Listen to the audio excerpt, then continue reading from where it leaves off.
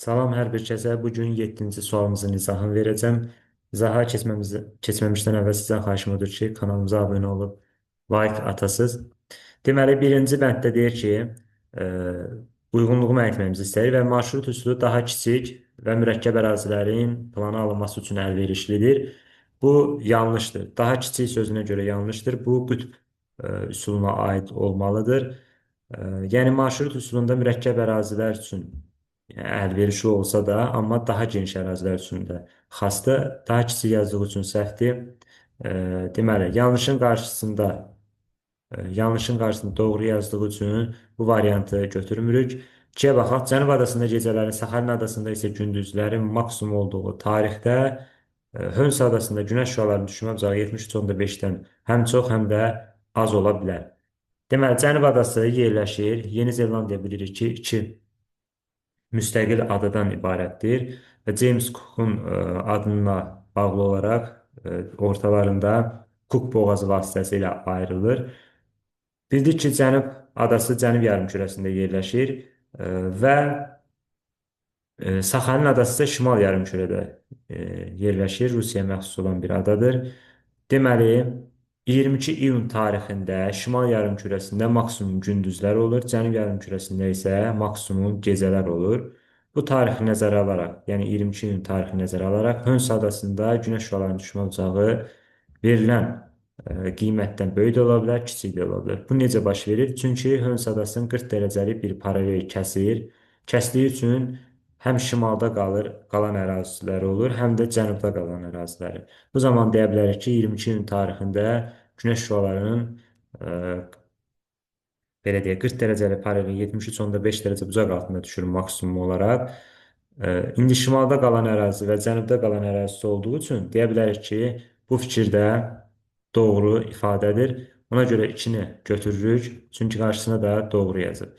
Mülayim işıqlanma qurşağında yerləşən bütün ərazilərdə fəsillər aydın müşahidə olunmur. Buna diqqət etmək lazımdır. Deməli, belə bir ifadə var ki, mülayim işıqlanma qurşağında fəsillər aydın müşahidə olunur. Bu doğru ifadədir. Amma bütün ərazilərində deyə bilmərik. Çünki məsələn Himalay dağların zirvələrini götürsək, orada fəsillər müşahidə olunmayacaq. Yəni təbii ki, bir qayda olaraq həmişə il boyu soyuq hava olacaq, qarlı, buzlu zirvələr olacaq. Yəni orada fəsil nəzərə çarpılmayacaq deyə bütün ərazilərdə deyə bilmərik. Amma belə götürürük ki, mülayim işıqlanma qurşağında fəsillər aydın müşahidə olunur. İndi burada fikir doğru ifadədir. Yəni bütün ərazilərində aydın müşahidə olunmur. Doğrudur, amma qarşısında yanlış yazdığı üçün bu ifadəni də götürə bilmərik. Pekin şəhərində yerli vaxtla Qurşaq vaxtı üst-üstə düşür. Deməli, yerli vaxt Qurşaq vaxtının üst-üstə düşməsi üçün verilən uzunluq deməli 15-i qalıqsız bölünməlidir.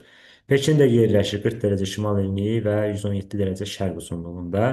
Bu zaman 117-ni 15-ə qalıqsız bölə bilmədiyimiz üçün deyə bilərik ki, bu variant da yanlışdır. Qarşısına doğru yazdığı üçün bunu götürə bilmərik. Qlobusda yerin basıqlığı nəzərə alınmasa da geoid təsvirində yerin relyefi nəzərə alınır. E, Deməli, nə qlobusda, nə də belə deyək də, qlobusda yerin basıqlığı nəzərə alınmır. Burada da deyir alınmır, amma lakin digər tərəfdə deyir ki, geoid təsvirində yerin relyefi nəzərə alınır. Xeyr, burada da yerin relyefi nəzərə alınmır. Bu fikir deməli yanlışdır. Qarşısında da yanlış yazdığı üçün biz bunu götürə bilərik. Deməli 2-dir, 5-dir. Daha sonra qaldı 6. Yerin öz ox ətrafında meyilli dəyişməsi nəticəsində qütb dairəsi 70-dən keçərsə, bu zaman xərçəng tropikin uzunluğu artar. Bunu necə tapırıq? Əgər normalda meyillik 66.5 dərəcədən keçir, yəni qütb dairələri də 66.5-dən keçəcək o zaman və tropiklər isə 20.5-dəndir. Yəni hazırki vəziyyət bu belədir. Amma deyir ki, dəyişərsə, yəni təbii ki, dəyişə bilməz, amma dəyişərsə nə baş verər? Yəni 70-dən keçərsə, bu zaman tropiklərdə keçəcək 20-dən.